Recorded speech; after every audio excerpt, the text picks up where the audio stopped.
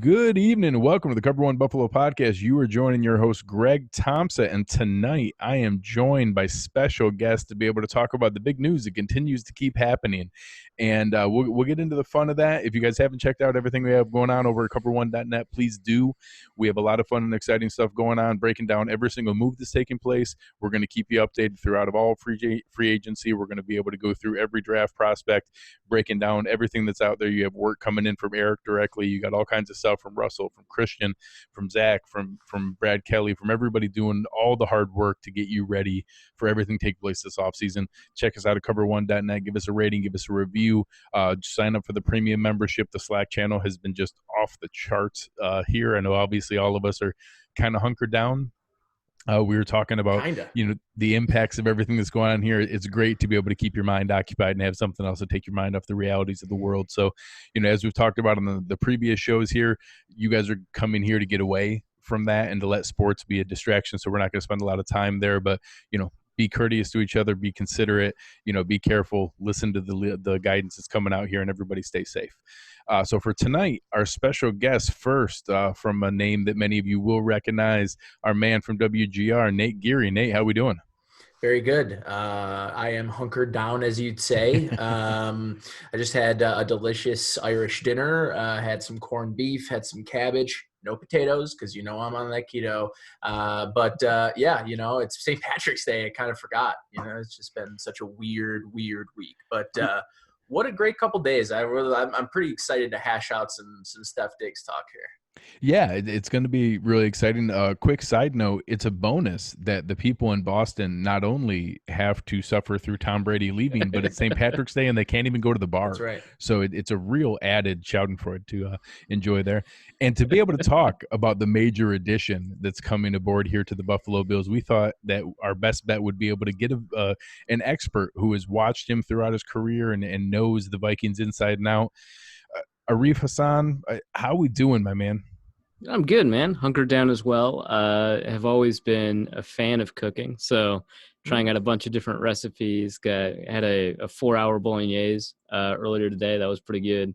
Had a kimchi jjigae, which is a kimchi stew, a couple days ago. That was pretty great. So living my best life within the circumstances. Good. God bless you. That's fantastic. Cabbage in a different way, my friend. Cabbage in a different way. Yeah. Nice. Yeah, you got it. For anybody who isn't familiar with Arif's fantastic work, check him out at The Athletic Minnesota, covering everything that's going on there. Let's dive right into it, guys, and we'll get to some of the other moves and things that are happening here. But the big move of the day was an enormous swing last night. It happened late at night. I tried to go live while I was still coherent and did a show on the Bills trading for Stefon Diggs. You're talking about a 26-year-old number one wide receiver under contract.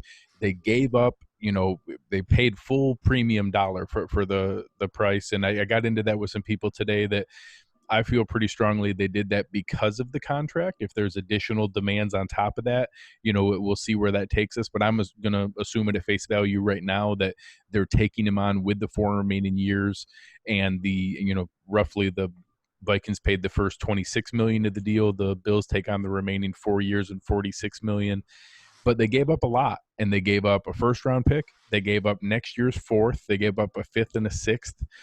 All those are picks that Bean has moved around to be able to do. But let's start out on the Vikings side of this.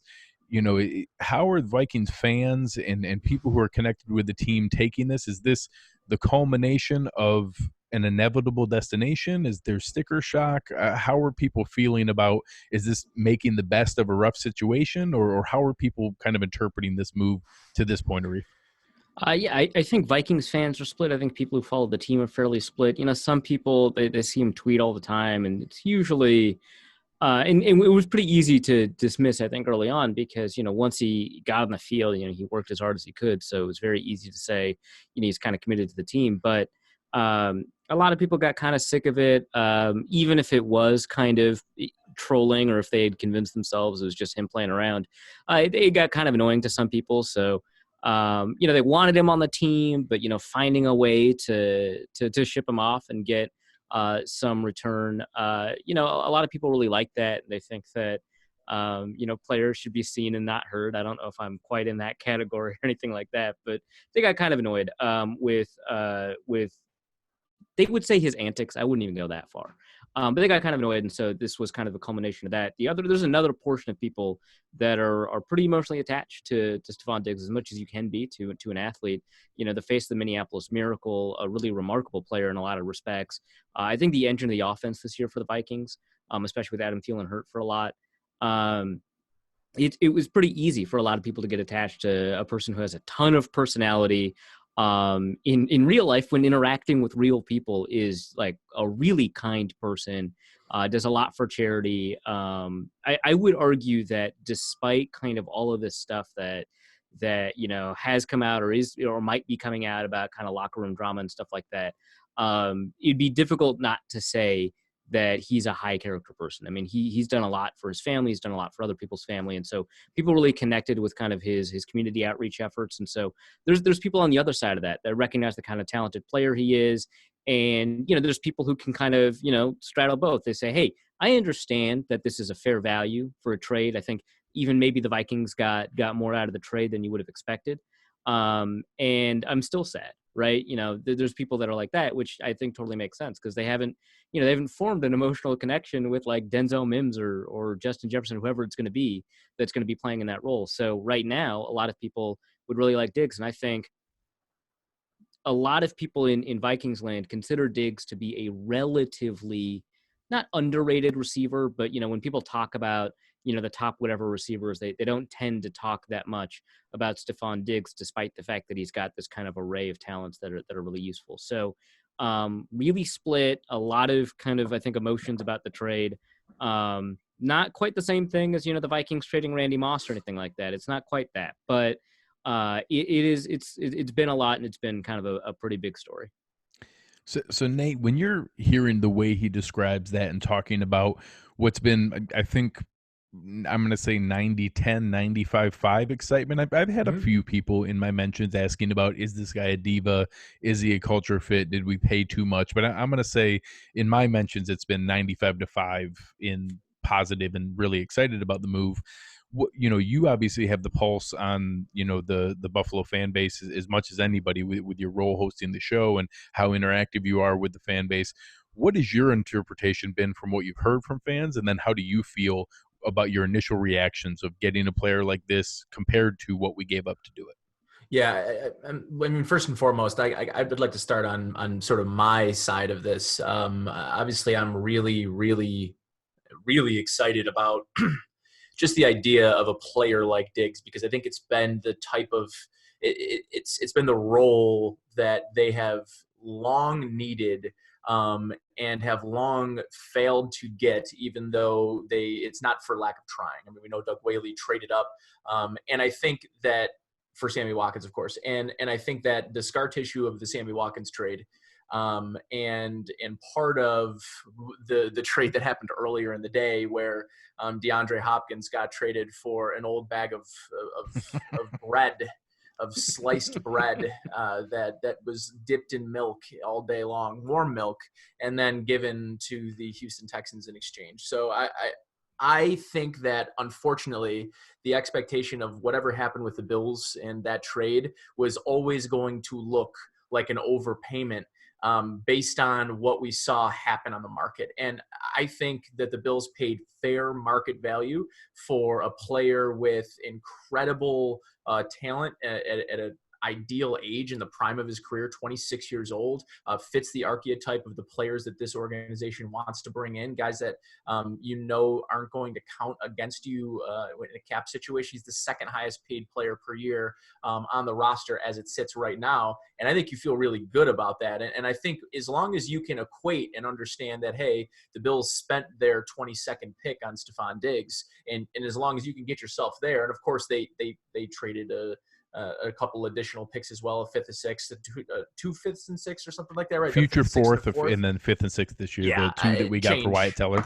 Change. And I don't want to just dismiss that as change, because we know that Brandon Beane has been pretty good at sort of uncovering these third, fourth, fifth rounders. So I don't want to just dismiss those as useless assets, but they are assets that you can turn into a bona fide number one receiver. I was on WGR earlier with Nightcap with Joe DiBiase, and I said, that this is as close to me as the Terrell Owens move, but in a far more appropriate setting, More sustainable. where a more sustainable setting where you know that you have a team in a window that needs to add a blue chip talent. And I kind of keep going back to this idea of blue chip talent and blue chip players and sort of obsessing about it a little bit. But I think it just goes to show you that this time last year, I basically had the argument that they have one, and it's Tre'Davious White. I think that we ended the year last year thinking that Tremaine Edmonds is very close to being a blue chip player, that Matt Milano is a very close blue chip type player. On the offensive side of the ball, Devin Singletary, Dawson Knox. I mean, these guys aren't blue chip players, but those have the potential to get to that level after their second season this year with steps up. So you add Stefon Diggs and you're adding a player that can absolutely change the course of this offense. And you talk about adding the best route runner in football with the best, second best or third best, whatever you want to dub Cole Beasley as. I'm comfortable with either. You have players that can give a quarterback with less than ideal accuracy the additional margin for error that he needs to be a potential playoff winning and Super Bowl winning quarterback. That's how you get a average to below average accuracy guy, a Trent Dilfer, right? These guys that haven't been good quarterbacks, that with great defense you can win with a subpar quarterback play. Why can't Allen get to the level of play of Trent Dilfer? I mean, obviously that they don't have the 2000 Ravens defense, but you know what I mean. The Super Bowl winning quarterbacks don't have to carry the team on their back. So if you're Josh Allen, how do you get incrementally better this year? It helps that you have Stefon Diggs.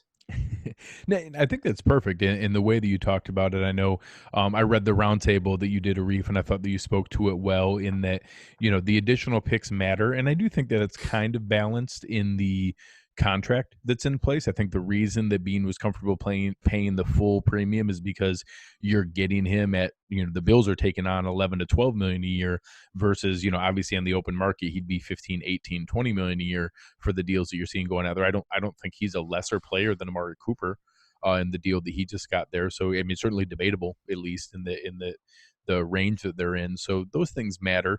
The good part is those picks are ones that Bean already added as extra pieces. He had an extra fifth and a sixth for moving Wyatt Teller to over to Cleveland. He has an extra 2021 fifth for Zay Jones.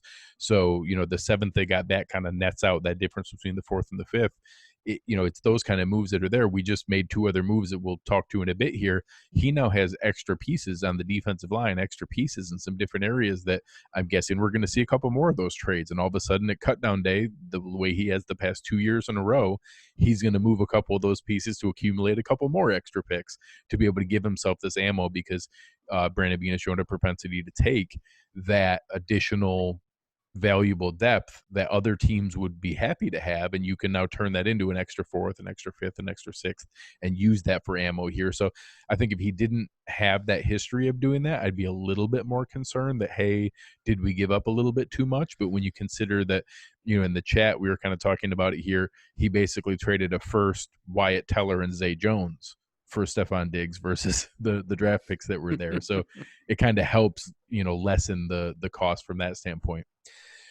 Let's focus a little bit on the football side of things. And for anyone who isn't a regular follower of Arif, I don't know that he's quite at Michael Kist level, but he's not necessarily the biggest fan of Josh Allen, and has been pretty open about that. And, I think that I'm going to look at the optimistic side of things in that Josh Allen obviously isn't at the point where he's an anticipatory thrower. He's not going to be a timing and rhythm guy.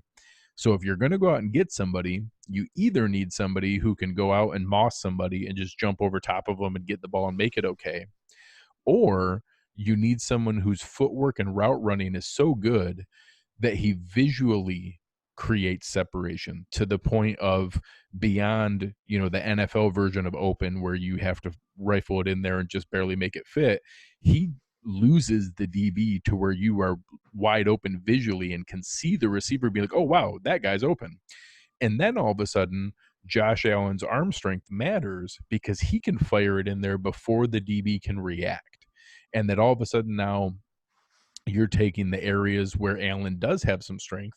He made some major gains in the intermediate game, that 10 to 20 yard range where Diggs route running and then the timing that opens up in that area of the field really become a combination. Now, obviously, I hope that he works on and regains some of the accuracy that we need on the deep ball, and that Diggs has great strength, and that there are going to be, I think, as you eloquently put it, Arif, some 4-yard screens that go 15 yards over his head. There's going to be a couple of those that we're going to have to figure out and work our way through. But I'm hoping that add and the domino effect that he has, and now all of a sudden John Brown is your wide receiver 2, and going against number 2 corners, Cole Beasley is a very nice luxury as a 3. Dawson Knox doesn't have any pressure as the seam buster on the from a tight end standpoint. Just the way he pushes down the rest of the pecking order on the offense puts everybody else in a better space. So give us both sides of the coin of areas we need to be concerned on. Fans are asking, how much was Diggs, how much was Cousins, how much was Diggs overreacting, how much was the scheme and style of play being conservative and run based and not getting the ball out as often as a diva receiver and a guy who believes in his skill set would want. Give us a little bit of the positive of what we can expect on the field, and then maybe some of the things we need to be concerned with. Sure. Well, I'll start with this olive branch about Josh Allen. I'll say he massively outperformed my expectations thus far, which doesn't mean I think that he's necessarily good. I just had maybe expectations that were unfairly low, and he has had to deal with a lot in terms of supporting cast. So I'll give him that. And then the Bills are well on their way to kind of resolving that issue, as we've seen already. So with regards to Stefon Diggs and his skill set, I would argue that Diggs, especially in his year with Keenum, demonstrated a set of skills that erase inaccuracy, which is really helpful, right? So there's a couple of ways you can do that. So, Nate mentioned the kind of increasing the margin of error that you get when you increase your separation, right? Because if you're inaccurate on a receiver that has left the defensive back 1 yard behind, you've got a lot of room. So, the receiver can kind of make up that ground for you. So that's kind of one way he does it. He also does it through really tremendous deep ball tracking. I think that he does a really great job, especially, I'm so used to having watched, these deep ball receivers with a lot of speed, like, Mike Wallace and Charles Johnson and Cordero Patterson, who are not great at actually tracking the ball down. And kind of lose it in the lights, or don't really know kind of where they need to set up and what their landmarks are, and how they need to kind of adjust their body in order to get the ball. Now watching Thielen and Diggs, they are really tremendous at that sort of thing. They also have really tremendous body control. Diggs does a really great job, especially on sidelines, of turning these narrow windows into excellent opportunities. If you fit a ball in pretty tight into a really awkward spot, Diggs just kind of finds a way to catch it. And so that kind of body control to make sure, his feet are in, that he's balanced enough to kind of land where he wants to land. That does a lot in terms of kind of erasing inaccuracy and stuff like that. He does a really great job stacking defensive backs to make sure that they can't interfere with what is essentially exclusive real estate for him to get to the ball. That's, I think, really important because, one of the biggest issues with the deep ball is, the likelihood of an interception because of how difficult it is to fit a window that gets smaller and smaller the further out you go. If you stack a defensive back, they just don't have the ability to get their arms to the ball, and he does a really great job of that. He's a really great contested catch guy, especially at the catch point. He does a great job framing. He does a really good job putting his body in the right spot in order to make sure that he can shield the ball once it arrives, using his shoulder to cut off a hand, and then also making sure that there's a clear target to aim towards. So from that perspective, he does a really great job of erasing inaccuracy. And we saw a lot of that in 2017 with Case Keenum. To add quickly there, I think a lot of Bills fans would be surprised for anyone who hasn't seen it, even though Diggs is only 6 foot and change, 195 pounds. Yeah. He actually led the NFL last year in contested catches. You'd think that'd be a DK Metcalf or a Julio Jones or a Mike Evans. So what you're talking about, not only does that skill set translate anecdotally in seeing it, but he actually led the NFL in that, rate, depending on what service you're looking at. Right. But I was really impressed to see that, and that it wasn't just a nice to have every once in a while, that he actually consistently did it statistically. Yeah, and it's like you said, consistent. 3 years running, he's been a top 5 contested catch rate receiver. Number 1 in 2017, I think number 4, 2018, I think number 1 again. Number 2 in 2018 and number 1 again in 2019, all by Pro Football Focus. So really good. I'm sure he's upset that Tyreek Hill beat him out in 2018. But he's done a really great job making sure that 50-50s are really 80-20s. It's a really remarkable skill set to have, and it does a lot, I think, especially for the kinds of quarterbacks like that Case Keenum and Josh Allen are, where they're willing to take chances. But sometimes those chances come with inaccuracy. So you can do a lot there.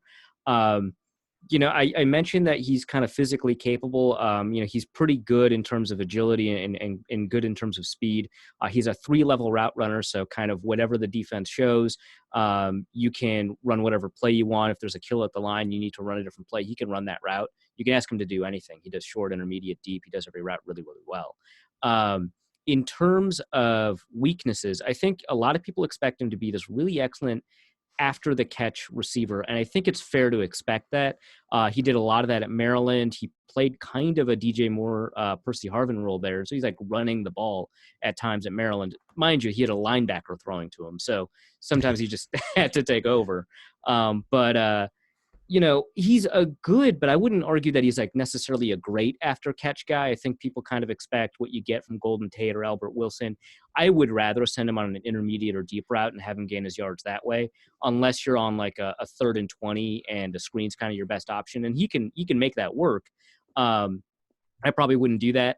He can get out physical, not at the catch point for some reason. When he sees the ball, he gets stronger, but in routes, he can kind of get bullied off of routes if DBs get a hand on them and they can engage in kind of some legal hand checking. I think the defensive backs are really great at hiding when they engage in physical in-route contact, are the ones that might give him the most trouble. Again, because it's like a modern NFL, it doesn't really seem to come up that often, but it is something to kind of pay attention to. If you've got kind of an Aqib Talib style defensive back that you're up against, that's probably one of the few good matchups that he'll have. But ultimately, I mean, it's really difficult to define a set of weaknesses. I don't think that he's as good as, say, DeAndre Hopkins, right? I wouldn't call him a top 3 receiver. But if you ask me why, it's actually really difficult because he's basically good at everything. He's got great hands. This last year, he had some issues with fumbles and causing interceptions. Cousins threw 5 interceptions throwing in his direction. 2 of them were directly Diggs' fault by clattering off of his hands. Another one I think was his fault from a misread. That's really rare.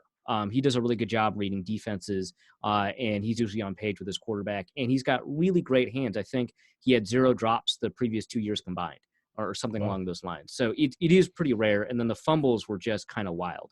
If you kind of adjust his like route running efficiency numbers for those turnovers, he goes from number 2 to Michael Thomas. So the second most productive receiver per route in the NFL, number 2 to about number 11. Because of those turnovers. But I think if you do it over the course of a couple of years and you kind of ease out the problems that come with those turnovers, which again, I don't think are persistent, he kind of rises up and he gets back into the top 10 for sure, and maybe the top 5, but he had a really efficient season. So there's that. And then of course you mentioned kind of the off-field stuff.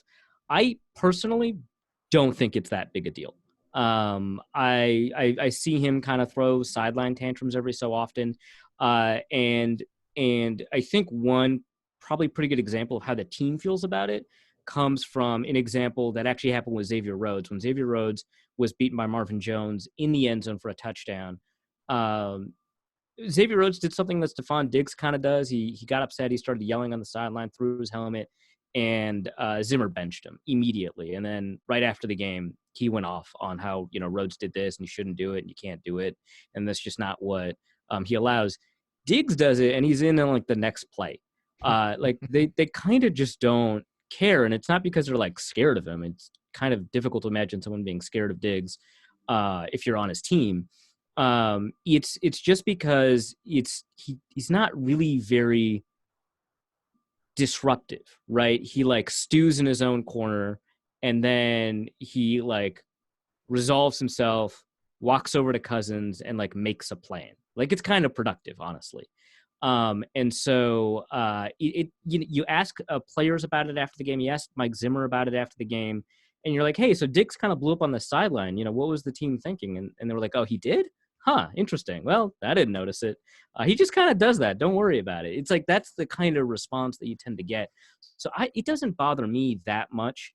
I know that there are players that do feel a little bit differently, but most of the locker room didn't seem to mind when that sort of thing happened. That said, he very clearly had issues with Cousins. That I think is more an issue of, and I think this fundamentally strikes at when and how Diggs has those tantrums, because very rarely is something happening where the team is winning and Diggs is upset. Very rarely. It's not like Mike Wallace, who complained about his targets right after a game where they beat the Cleveland Browns, right? Like that's like not a thing that occurs to Diggs. If they're winning, he's fine. If they're losing, he wants the ball because he wants to prove that he can carry the team out of that hole. And so there's maybe a line between competitiveness and toxicity that he kind of straddles, and maybe he falls on the wrong side of. But that's kind of big. And then when Diggs is winning his routes, and honestly, he always thinks he is, but when he's like very clearly winning his routes, and I think the Chicago game in Week 4 is a really good example of this, where he's just like open downfield, and it's against a very good Chicago defense. Diggs is like open downfield. He's throwing the hand up, and he's not getting the ball. If he doesn't, if he thinks that Cousins has time to throw to him and he doesn't throw to him, then he gets super upset. So if he's open, he wants the ball. If they're losing, he wants the ball. That's kind of it. And remember, the very same game, Adam Thielen also blew up, and he's not a guy that people seem to think of as a diva. And I think maybe a little bit of bias in play when it comes to that evaluation. I mean, Adam Thielen did swear at Bill Belichick. He has yelled at Cousins multiple times, but you go to the locker room and Adam Thielen is just a wonderful person to talk to. So it's very easy to kind of gloss over some similar attitude tendencies they have. Also, Thielen is the one that tends to calm Diggs down on the sideline. There's probably going to have to be someone on Buffalo that does that. But, you have to remember Thielen was incredibly frustrated too, and Cousins felt the need to apologize to Thielen. That's how frustrated Thielen was. So I don't really see kind of Diggs's blowups as bad as they are, even if they are an issue. So yeah, they could be distracting, but he tries to find ways to make them not distracting. When he kind of gets over it, he gets back into kind of game mode, and he makes sure, he walks over to Cousins and he says, hey, I'm not asking you to force it to me on this route. I saw this. I think like we can make this adjustment here and you can put it on my hands. Something like that, right? So it ends up becoming productive, but it looks pretty explosive. It's interesting to be able to see it that way, and I think it helps give some context to what is the biggest pending question, because obviously Bills fans see the stuff that gets on Twitter, the stuff that they talk about on SportsCenter. They don't follow the team day to day, so we don't really know where that comes from. So, Nate, when you hear that description, in that whether that's where your mind goes of who is that person to lean on in the wide receiver room versus where you see that kind of domino effect fitting in, and I believe very strongly that Brandon Beane didn't give up 4 draft picks to not give this guy the ball, and that we're not going to have some pecking order issue. I think that we're going to have manufactured touches. I think we're going to have a game plan that has him as the number one option. And I think that that's going to help not placate. We're not going to force the ball when it doesn't make sense, but he was brought in for a reason. And I think that they're going to be able to give him that love that, hey, you are going to be part of the centerpiece of this offense in what's going to really make sense overall. And like I said, if it's a winning game where there's not a ton of catches, it's because, Singletary had a big game, we're pulling away. But I think that he's going to be a big piece of that. Do you see that? And how do you think they're going to be able to keep him, one, bought into the culture that they've already started to build, and then trying to make him fit in and feel like he is a big piece of this? Yeah, I think he. Arif, let me have Nate touch on that part sorry, first. yeah. No, you're good. So my thought here is I kind of liked your point about Cole Beasley, right?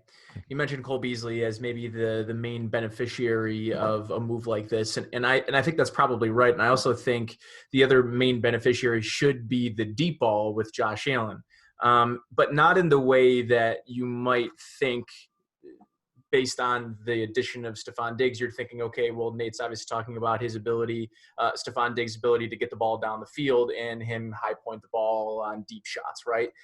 I think less of that, and I think more of how could you possibly bracket coverage or bring a double team or a second safety over the top of John Brown when Stefon Diggs is on the other side of the field, and vice versa. How can you focus your energy on a slot receiver when you have two guys on the outside, and then how can you even really, when you're talking about three receiver sets, which we know Brian Dable likes to run a lot of, well, now he's got three guys who all can separate, who can all run basically every route in the route tree, and two of which, I think John Brown in this particular instance is your go-to deep guy, is going to see a ton more single coverage this season. So as much as those two are the beneficiaries, obviously Josh Allen is, but as much as this is a conversation about Stefon Diggs, it's a conversation about Josh Allen, right?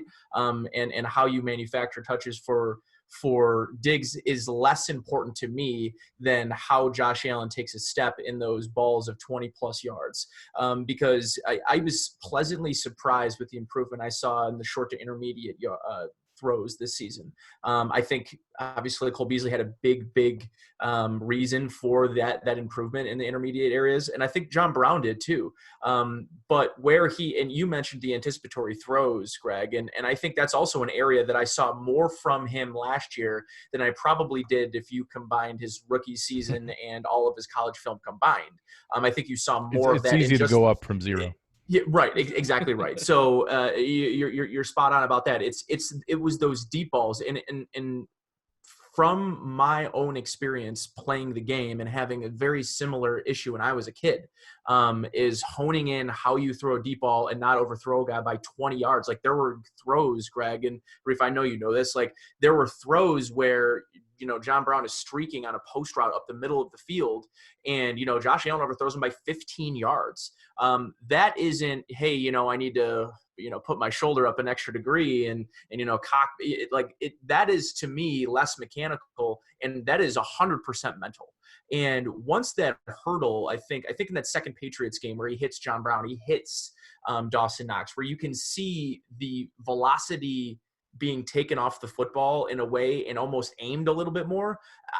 People say to quarterbacks, don't aim it, but I'd love Josh Allen to aim it at a couple of deep balls, because it felt like at times that he was so eager to get the ball out, and he's got the juice and we know he's got the arm. And I think he just wants every deep ball to be 55, 60 yards in the air, and not every great walk away touchdown, 70-yard touchdown is 65 yards through the air.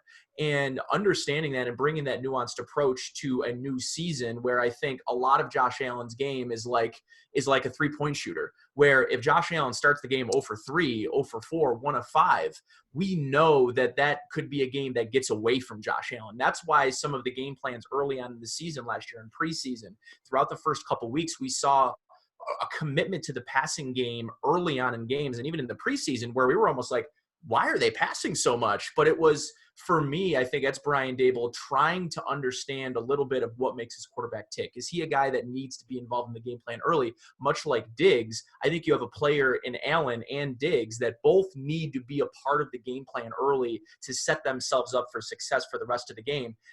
That's a good problem to have if your quarterback and wide receiver need to be on the same page to have a good game. Well, that's how you know that you'll begin to manufacture without actually having to create game plans stemming around route concepts. Instead, you're just saying, hey, we're taking what the defense is giving us. But more importantly, it's that deep ball. I think that once you can sort of get the compression off what the defense wants to do to this Bills offense, all it takes is being somewhat competent in hitting that deep ball. That's going to allow a team like the Baltimore Ravens.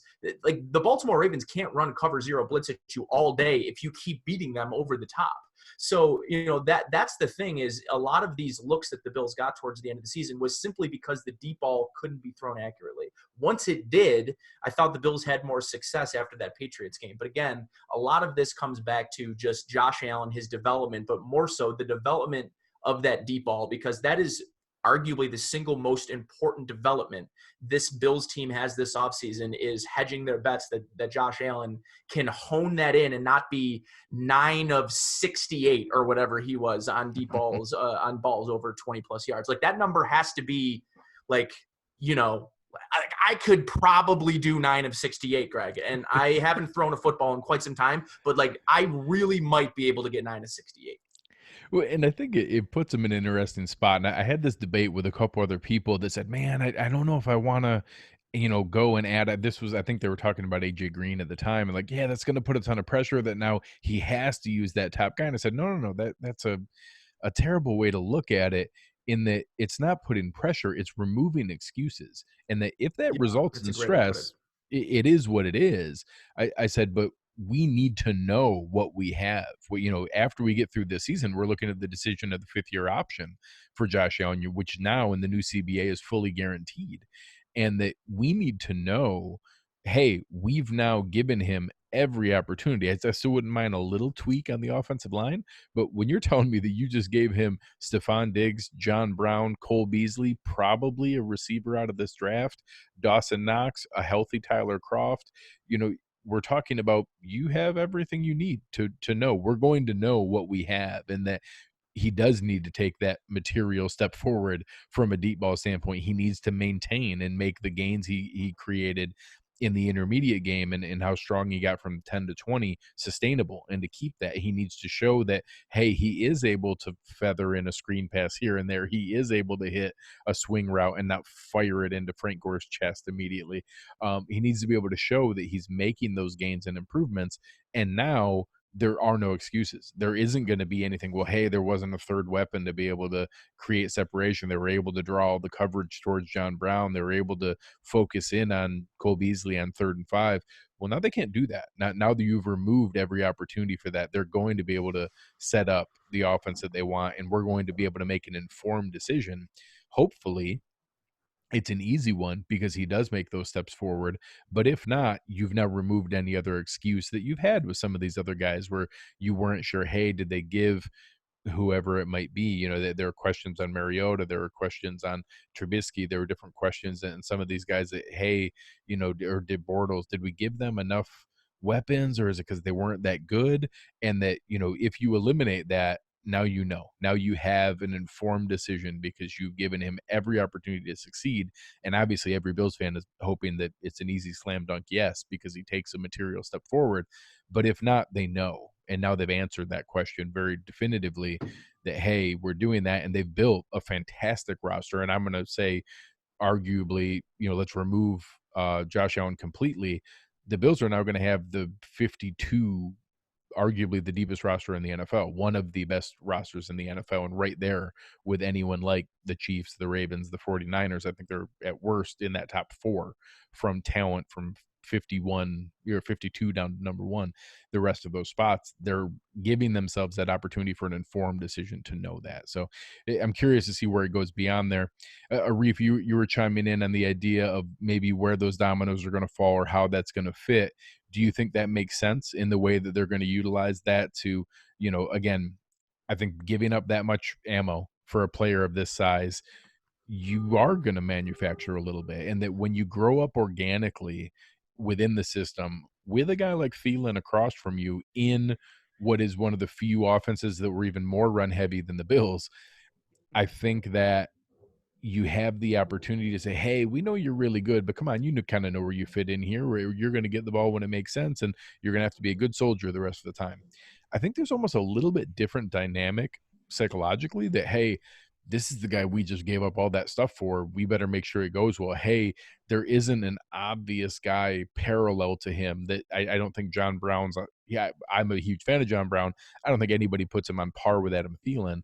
I don't think there's any 1A, 1B. He is the wide receiver 1. I almost think it's going to be easier to placate any ego that was there, to be able to feed into a guy. Let's give him every benefit of the doubt that it's, competitive drive, and him knowing, hey, I'm good enough to help the team here. When I light up this cornerback, I want the damn ball because I know I can help us. And, being in that mindset, I almost think it's going to be a little bit better marriage to be able to help with that because of the position he's going to walk in day one. Is that logical? Yeah, I think that makes a lot of sense. I think that there was a misconception among some Vikings fans, not too many, that Diggs felt that he was overshadowed by Thielen or that he was kind of jealous of the attention that Thielen got. I think that's incorrect. They're actually incredibly good friends. It's kind of adorable, honestly, how close they are. Smoke's very Um, likable, so I think it should work great. yeah. That's really great, actually. Yeah, I mean, and Diggs tends to get along really well with a lot of people in the locker room and in the media. That I think is a misconception, but I think the way that you frame it is that there is a psychological difference with being the guy, right? Especially because there's the guy aside from Adam Thielen, it's Dalvin Cook, right? Where he's going to run out the clock, and the Vikings, like you said, love to run the ball a lot, and he was kind of the centerpiece of that offense. I don't think Devin Singletary is at that point. And so when it comes to a skill position player kind of lifting the team or carrying the team on his back, I think that puts it all on Diggs. And I think he kind of thrives with that. That's how he played his entire career at Maryland. It's something that he's very used to, and it's something that he really enjoys. So I wouldn't say he disenjoys, playing with Thielen, but I think he really likes the kind of pressure that comes with it. And that might, I think, resolve some of those issues. What I find kind of interesting is that it's very easy for me to think, hey, Diggs got pretty frustrated by Cousins, who's genuinely a pretty good quarterback. How is he going to be with Josh Allen, who I personally don't think is a particularly great quarterback? And when an accuracy issue shows up with Allen, he tends to miss by a lot when he does miss. And so it's like, it's got to be frustrating. But then I think about like when he was playing with Keenum was not very accurate that year. I mean, he had some really remarkable rate statistics, but he was just not that accurate. And Diggs didn't seem to mind that much. I think he just wants chances. So I find it kind of interesting that this is kind of like another lens by which to kind of view a player with that psychological makeup. He's going to be the guy that drives the offense so long as he stays healthy. That's been kind of another thing throughout his career. After he returns from injury, he tends to not be as effective as before injury, but part of that just might be because if you're throwing to Adam Thielen for 8 games in a row and then, the other guy comes back, you're probably still throwing to Adam Thielen. And then vice versa. That happened when Adam Thielen came back, when Diggs was kind of the sole receiver. So I don't know about that. That's kind of curious. But yeah, I think that having that burden placed on him is something that he kind of lives for. And I think he can work with like a really high level receiver working off of him. I just think that when that happens, you probably have to win. You have to pay back the promise of having a high level roster by winning. And then, if he doesn't get chances, he gets upset. But if he's the guy, and it certainly seems like he will be the go-to when it comes to digging the team out of tough situations. Yeah, I mean, that's great. He didn't get upset when they were running the ball when they were ahead. He didn't get upset when Adam Thielen, was able to grab the overtime touchdown. But if you think about it like this, if you think like, hey, Diggs has these kind of frustrations built up. If he's got the history of being the guy who grabs the overtime touchdown, if he's got the history of being the guy that makes the sideline catch that puts him in field goal range, if he can remember all those times the team counted on him, maybe those 1 or 2 times the team's not performing well doesn't get to him as much. And he just didn't have those opportunities in Minnesota because, Dalvin Cook ran a 70-yard touchdown in, Adam Thielen grabbed a 68-yard touchdown in overtime. And so he doesn't have the psychological background to know that the team is going to rely on him, even if they do. I think this is all postulating, but I think that that's kind of an interesting way to look at it because he hasn't been frustrated with level of play. I think he's been frustrated with the amount of trust he's been given. No, I think that really makes sense in the sense of it. Like you said, it's not a selfish thing from purely, outside of there, or like you used to hear that with Deshaun Jackson and getting targets in a win and he'd be disappointed in it. And it's like Carmelo Anthony. It's essentially the Carmelo Anthony. Yeah. Yeah. That you just need your shots. It doesn't really matter how the team does. And being able to go down that path, I like that kind of idea, to be able to see that. I think it's a more logical marriage. And I think it's a little bit of peace of mind that I don't mind a little bit of diva. I want a guy who's talented enough that he has the chops to demand the ball. That's a good problem to have. And I don't know that we had that guy. And I think it came up in our playoff game in that they were desperate for that additional weapon Josh started to go a little bit too heavy to Duke Williams, who wasn't ready for that spotlight. And then after the game, Cole Beasley handled it as professionally as possible, but said, yeah, hey, in a tough loss, I tried to do what I could with the opportunities I got, but of course I wanted the ball more because I thought I could help the team. And I think that helps if now all of a sudden the other guy that's getting those in that game, he was freaking 10 targets for Duke Williams in a playoff game. Yeah. If those 10 targets are Stefon Diggs, that's a lot more palatable for Cole Beasley and vice versa. That if we all of a sudden see that, hey, we're going up in a game and whatever, we're playing the Rams and it's Jalen Ramsey, but Cole Beasley's putting their nickel guy in the blender, Stefon Diggs is going to know that makes sense. That's okay. Like, hey, if I get Ramsey turned around, I want the ball on that play.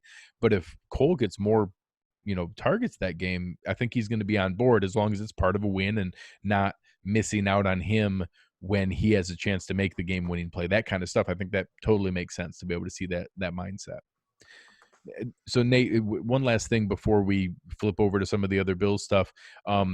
When you're talking about this kind of move, do you think this is that kind of chips to the middle, all in play in this window where you have the Josh Allen rookie contract before all the big extensions kick in? Is this what you were looking for coming into the offseason as that sign that Bean believes we have something special here? Yeah, no doubt about it. I'm excited about the volume of moves rather than putting the chips in on two players like the Jets did last year, and we're seeing some of the failures of the Jets sort of come back around in another offseason to bite them, and I'm glad that the Bills are in just completely different position right now than what the Jets are looking at, which is an ultra familiar position for Bills fans, being in a situation where you feel like none of the free agents, not even the top tier, the second tier, but you were basically dealing with the third and fourth tier players on day one because you knew you weren't going to be able to get any of those guys to even consider Buffalo because they just weren't a team that was A, contending, or B, a location you wanted to be at. Yet they had neither of the two factors, and three for the most part they weren't unwilling to pay. So you look at the Jordan Poyer numbers, you look at the Quintin Jefferson numbers, you look at, and then they overpaid a couple of guys in free agency, but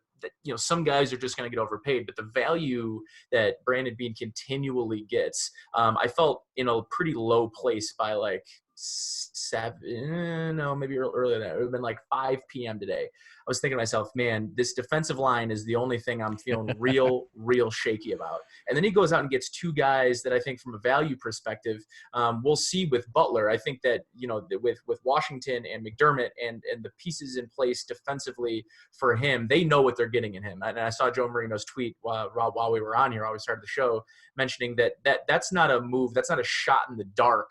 A hope to get a prospect that's raw, that's going to come in here who had one good season. I think that they think they're going to put him in a position to have similar success that he had last year and try to avoid what we saw with the first 3 years, I think, of his career. But yeah, I don't know. I like the volume of the moves. I like the names. I like the positions. The thing that I'm most intrigued about is there another player that we're not talking about offensively, whether that's on the offensive line or at a skilled position player. I would be interested to see if they're going to potentially bring in another tight end. Do they wait for the draft for receiver? What they end up doing there will be interesting to see. But I would say I'm really pleasantly surprised on how they've done so far. I mean, I'm not where you are yet, that this is a top 4, top 5 type roster. I think we are, and this is kind of how I phrased it to Joe. And you know what? Maybe I did in a way say they did have a top 4, top 5 roster. I said that the Bills are probably right at the top of that second tier of teams. The Green Bays, Indianapolis is sneaky. I don't know if I love or if I hate the Phillip Rivers move. I simply don't know. It's such a weird, sexy. That move is a bolo tie. right? Like it is You have remarkable. to be, yeah. It is there's turquoise. There's just a lot going on. And That's a that move in fantastic itself, analogy. yeah, right, exactly. So yeah, like the AFC got better and the Ravens got better, but sort of the Bills. It's a fun time to be in this second tier of the AFC, and I think that's behind, obviously the Baltimore, Kansas City at this point. No, it's great. And, Arif, before we start nerding out on rotational defensive linemen that the Bills have signed, any other final thoughts from you that Bills fans should take away? What's something they can look forward to with a guy like this, and why they should be excited about this move? The highlight reel, man, he has got fun highlight. It's like actually Stevie Johnson's not a bad comparison because I said that last night. He's Stevie Johnson 2.0 with a little bit more juice. yeah, I think I think he's a little bit more on time when it comes to route timing than Stevie Johnson, but Free baller, yeah. But in terms of like leaving defensive backs behind and having those one or two highlights where their ankles have been broken and they're kind of in the dust, 5 yards behind the ball. Yeah, I think Stevie Johnson did that. Stefon Diggs does that. It is a ton of fun, and he does it to everybody. He's done it. I think he did it to Stephon Gilmore, so look forward to that. He's done it to really. I mean, he did it to Pat Pete. He did it to Richard Sherman. He did it to Jair Alexander. I mean, he's those guys will do a pretty good job against him overall. In fact, weirdly, Kyle Fuller was the only one that had a complete game against him. But he'll have one or two plays where the defensive back looks like they've been playing in high school. That's I think the most fun. Hopefully that results in a completion, right? But that happens one or two times a game against almost anybody, and it is fun to watch. And I think that's it's the kind of personality that he has. He can be a fluid route runner. He chooses not to be. He just chooses to be an explosive one. And it leads to those kinds of moments. So that's what I would look forward to. No, that's awesome, and obviously you're welcome to hang on with us while we nerd out on a couple rotational defensive linemen. But as we're talking through there again, for anyone who hasn't had a chance, make sure you're checking out Arif's work over at the Athletic Minnesota. Really smart voice in the football world and somebody that I enjoyed being able to touch base with here at the Senior Bowl. As we talked about a couple other moves that happened. So obviously last night you saw late night moves with AJ Klein coming over from New Orleans from a linebacker standpoint. Looks like the plug and play replacement for Lorenzo Alexander. He'll have some competition from a couple guys. Mario Addison was a nice add, was one that I think, Nate, what you touched on, he was a little bit higher than I had hoped, but then you saw the numbers come out for what, Robert Quinn got 5 years and $70 million. So maybe 3 years and $30 million isn't all that bad. And that apparently is just the contract that's getting thrown around. So Mario Addison, the way I described it in our Slack channel was, I don't love giving somebody that age that contract. But if you're going to do that, the reason to do that is because you just hired his position coach, and there's literally no one else on the planet who's going to be able to tell Brandon Beane, hey, this guy still has the juice left other than Eric Washington. He's going to know better than anyone else. So if you're able to mitigate that risk a little bit, I don't love paying a 33-year-old any money like that, but if you're going to get the sign off of the guy who was the closest to him and is now coming over and could have very tactfully and politely said, that's a bit much, he might have lost a step, he's going to know if he's still got that there. And for him to sign off on that, I feel a little bit better about that number, even if it was higher than I hoped. Then tonight we go back and it was a pretty slow day. We did see Tyler I believe it's Matakevich is how you pronounce it. He's a maniac who looks like a Game of Thrones extra from Pittsburgh, led the NFL in special teams tackles last year and the most special teams tackles the last 4 years. I think they're going to give him a token shot to compete with AJ Klein for that strong side linebacker, but probably a depth guy and a special teams captain, that kind of role. And then tonight, like you said, we're talking about it. Hey, they made some other moves. The linebacker room looks pretty complete. Stefon Diggs kind of makes it that now adding a draft pick in the receiver room is a luxury. Those top three are pretty locked in. But man, that defensive line room's a little thin. Shaq signed. I'm a little bit nervous. All of a sudden now you come back to back Quintin Jefferson is a really versatile defensive lineman, played a lot of rundown defensive end for the Seahawks, and then would kick into 3-tech on passing downs. Eric is a huge fan of him and did a ton of work showing how many different snaps he played at every single lineup spot. And then back to back with that, Vernon Butler from Carolina, who I compared to Jordan Phillips. They're both 6'4", 340-pound monsters who look like 1-tech but play like 3-techs. Mm-hmm. And having that kind of skill set, all of a sudden, whoa, now Vincent Taylor all of a sudden is your 5th or 6th defensive tackle. And where does Trent Murphy fit in? And now we're having problems of who's the 8th and 9th and 10th defensive lineman, which leads to my comment I queued up earlier in the show. All of a sudden, you have Brandon Beane's trade ammo to be able to recoup a couple of those picks you just gave Minnesota in the Stefon Diggs trade. So, give me your reaction to some of the names that were out there, guys you were familiar with, guys that, I can't lie, I didn't know a whole lot about Tyler Matakevich before that move happened, but the rest of the guys were on the radar and people that we had kicked around. What were your initial thoughts on that setup and where those things came into play? Yeah, I wasn't super privy to Matakevich, as you beautifully put. But yeah, the subtle moves that I needed them to make, they weren't exactly the high-profile names, the Linval Joseph, the Snacks Harrisons out there of the world that maybe some of us had been lauding for and sort of standing for. But I think that, you look at particularly Quintin Jefferson, you look at a player that at this point in his career, he was a former 5th-round pick, I believe.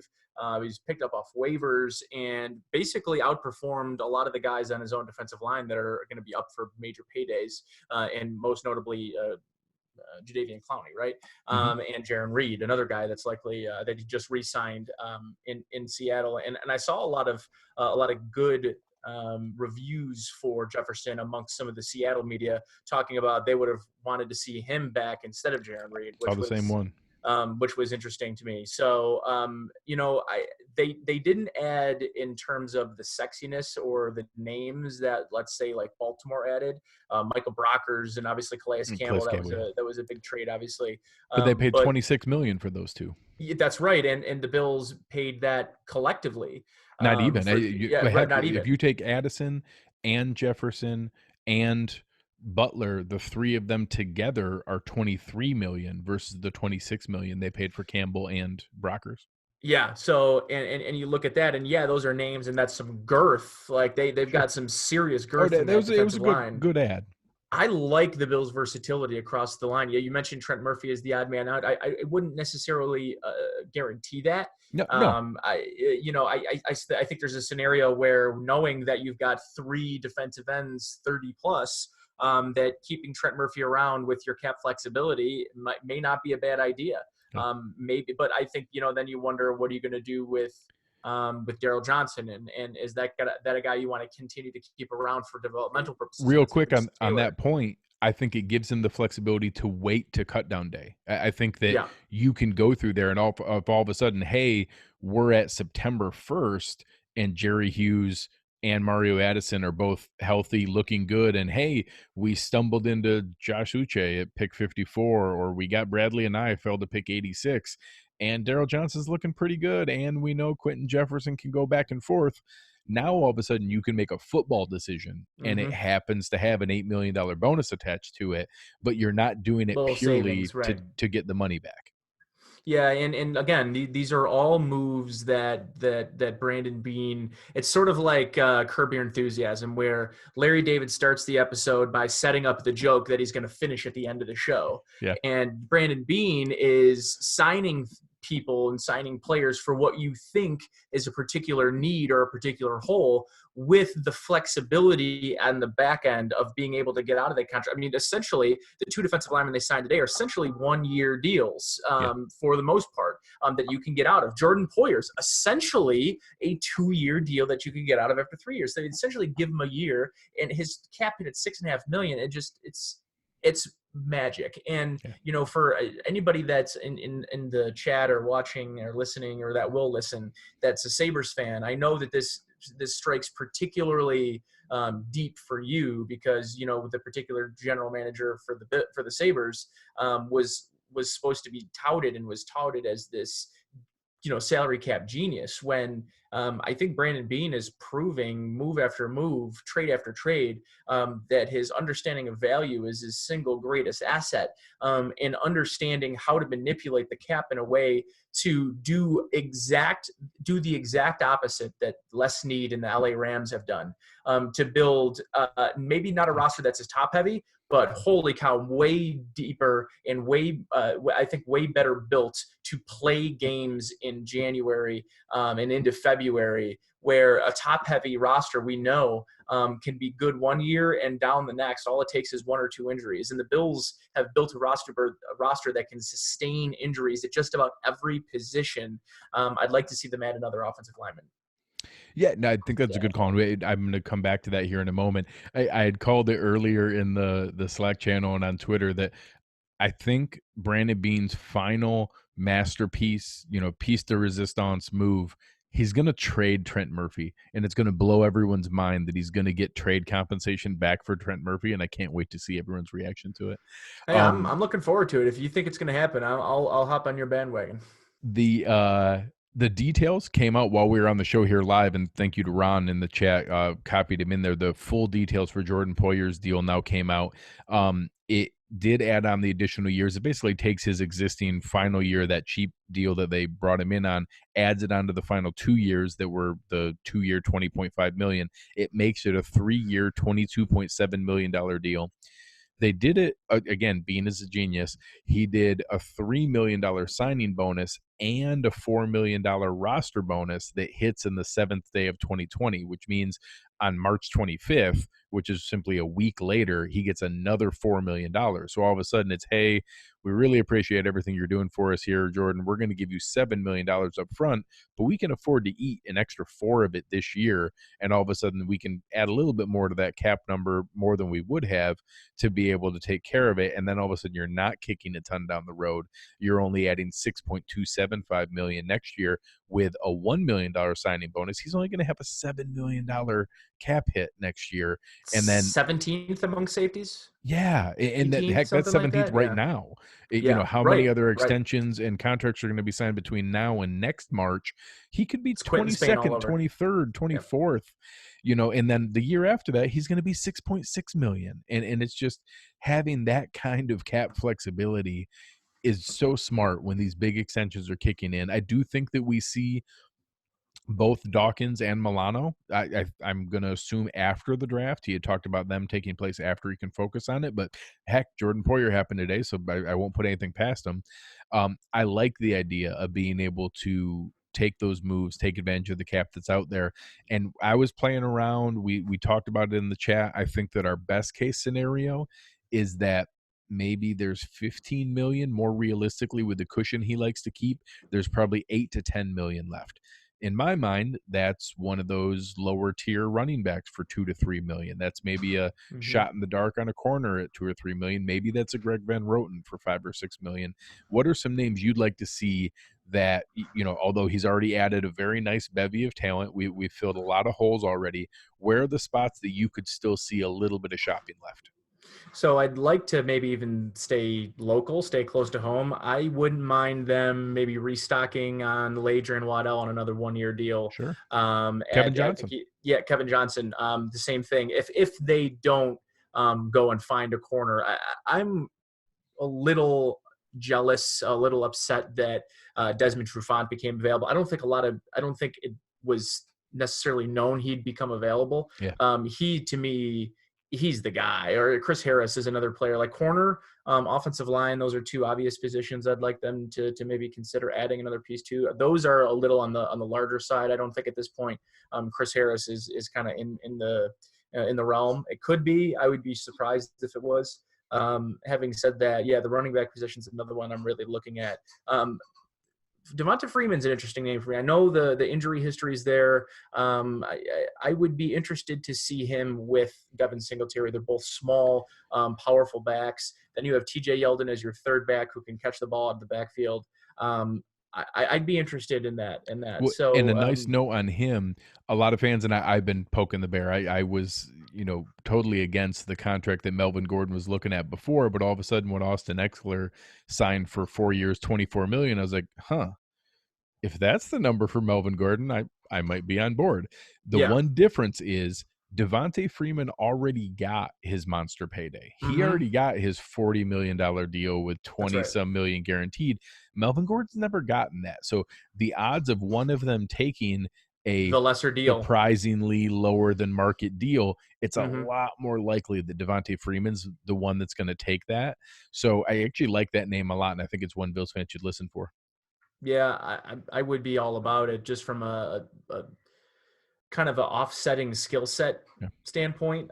He's more of a physical runner, but again, it's that availability. If he's going to play 5 games for you, then I'm not interested. But it's not something exactly you can predict. So I don't know. I mean, if he's going to go someplace where he's got the best chance to stay healthy, it seems like the Bills are doing some interesting things here to keep their Magic. guys healthy. So I don't know if I understand all wizardry, of it. wizardry. Yeah.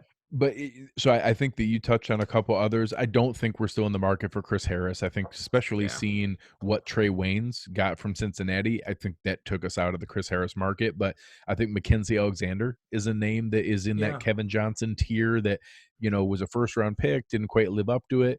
If you can snag him for that same Kevin Johnson where it was a $2 million deal that he could make up to $3 million, I'd sign on for that. Yeah. Heck, I'd offer to give it back to Kevin Johnson if he doesn't find the market he's looking for. I also threw out there, besides Devontae Freeman and Melvin Gordon are the shinier names. I wouldn't hate Carlos Hyde for $2 million. I wouldn't hate Peyton Barber for $2 million. I think those are kind of thumpers that could take some wear and tear of carries. That's if you strike out and you let that's a May signing. I agree. I agree. And that I think that's one where you're talking, hey, maybe you bring that in and then you pair it with a rookie that has a little bit more juice, and all of a sudden the thumper is the guy who pushes TJ Yeldon off the roster. It's one of those kind of things, but those are names in that ballpark. I think Greg Van Roten is a lineman who's going to get more than Lader and Waddle. So if we do there, that might cost us 6, 7, 8 million. Sounds like the ballpark. But I wouldn't hate it if we just brought back Lader and Waddle, he had a $2 million deal last year. I'd give him that same deal again. I'd give him the same okay deal. with I'd that. run it back. Yeah, I'd run that back. And I think it was Ron in the chat just mentioning Chris Harris could totally be back on the table if you cut Trent Murphy though. You insert $8 million back into the cap, then maybe Chris Harris is available. I don't want to let myself get excited, but the idea of on base defense, it's Chris Harris and Trey White, and then all of a sudden on nickel he kicks into the nickel back, and then Josh Norman or Levi Wallace or whatever that competition comes in at that spot. Oh, good Lord. Now with the rotation of 8, now heck, we have 11 NFL caliber defensive linemen today, but whatever 8 make the roster, and you're able to just constantly rotate them through, and you have that back 7 coverage. Oh, good Lord. That's the stuff of dreams. So when, maybe not literally the 2000 Ravens, but when you're talking about the Trent Dilfer path earlier, that's the way that you go about doing that. That's the way you go about doing it. Mm-hmm. So we've been going for a while here, a lot of good stuff. For any fans who are worried that Brandon Beane was going to have a boring off season and not be able to add any talent, he's certainly shown that he takes his job seriously. We're now talking about our 5th and 6th, free agent, huge trade for Stefon Diggs. Get ready to tweak all of your mock drafts that are out there. That the Bills are now still going to have 7 picks. I think people feel like, oh, we gave away the farm. It's, he still has a 2nd, a 3rd, a 4th, a 5th, 2 6th, and a 7th. We're still walking away with 7 picks from this draft. And again, I'm calling my moonshot here. He's going to trade Trent Murphy for something that matters as well. So I think that it's something where we still have a lot of things to be excited about. Any final notes? Obviously, the people can see you on your fantastic show on WGR. You're always active on Twitter. You've been an amazing guest for a myriad of shows around the Bills Mafia circles for podcasts. Anything else that you have coming up, or final parting notes for Bills Mafia? Yeah, I'm gonna put some of my scramble thoughts onto onto a Word document and get it out to WGR550.com at some point this week, after everything kind of settles down, and the dust settles, and I can kind of give a nice 30,000 foot view of sort of what the start of the offseason looks like and into the draft. But yeah, it's at this point of the year, it's my brain's in 100 directions, and it's a very unique circumstances that we're under currently. So a lot of time to do this kind of stuff. I'm happy to do it. So. Absolutely. I appreciate it, man. And the same way I've ended the last couple shows, you guys are coming here to be able to get away from the realities of the world. I know it's scary out there. This is not a political show. This is not a show to debate on what was an overreaction or underreaction, but I will take a moment to just beg each of you, be considerate, think of each other. Thinking of each other can mean checking in on a loved one. It can mean checking in on a relative. It can mean checking in on an older neighbor. Do it smart, do it careful, wash your hands, be careful, listen to the guidance that's out there. Nobody knows how long this is going to last, and whether it's a couple weeks or a couple months or stretching on for a year. We have no idea. Let's all hope that everything goes as well as possible and we get through this together, but we're going to have to get through it together. So just think of each other, be careful, be considerate, take care of each other. You've been listening to Cover One Buffalo, and we are out.